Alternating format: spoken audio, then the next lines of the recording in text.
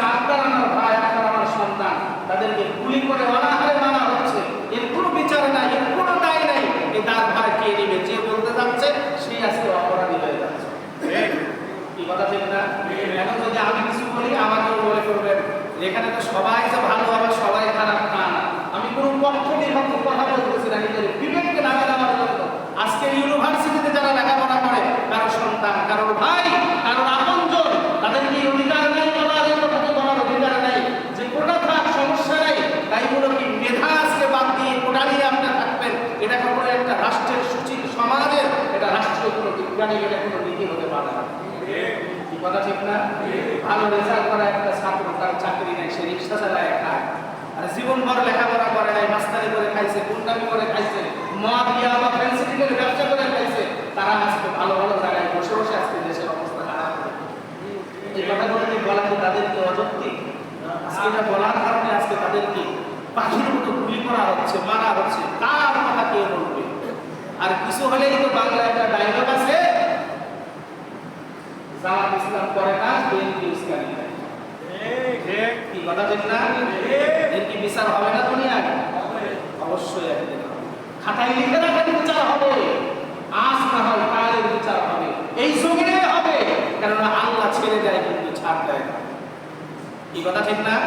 কথা বলেন না কেন? এটা কোনো রাজনৈতিক কোনো বক্তব্য নয়, আপনার আমার হুঁশ ফেরাতে হবে, আপনাকে আমাদের আগে এগিয়ে আসতে হবে।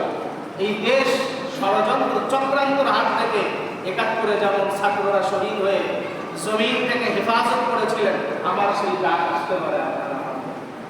কি কথা ঠিক না? ওলামা ইকরাম যদি ডাক দেয়, রাজপথে কি যাইতে রাজি আছি না আমরা? ইনশাআল্লাহ। কি রাজি আছি না আমরা? ইনশাআল্লাহ। এই দেশ রক্ষা করা এটা আপনার আমার ইমানি দায়িত্ব। এই দেশ রক্ষা করা কিসের দায়িত্ব? ইমানি দায়িত্ব। আপনি মুমিন, মুসলমান, এটা মুসলমান প্রাণ। যেই দেশে ফজরের আযানের ঘড়িতে সকাল হয়, আমার সন্তান আযানের সূর্য অস্তমিতে যায়, যেই দেশে লক্ষ লক্ষ মসজিদ আছে, হাজার হাজার মাদ্রাসা আছে, যেই দেশকে মসজিদ মাদ্রাসার দেশ বলা হয়, সেই দেশ নিয়ে ওই দাদাদের চাকরি চলা এই দেশে চলবে না। এটা চলে বলেন। এই জন্য আপনাকে আমাকে সচ্চার রাখতে হবে। আজকে যে অবস্থা চলতেছে দেশে, কিভাবে চলবেন জমিনের উপরে, কোন দিকে যাবেন? বাজারের যে অবস্থা, আজকে আমাদের একজন মানুষ, সাধারণ একজন মানুষ বাজার করে খাওয়ার মতো কোনো অবস্থা নেই।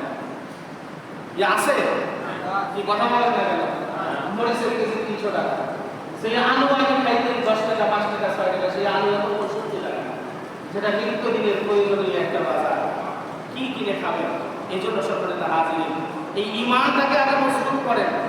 এই ইমানের বলে বলিয়ান হওয়া লাগবে। এই ইমানের বলে বলিয়ান না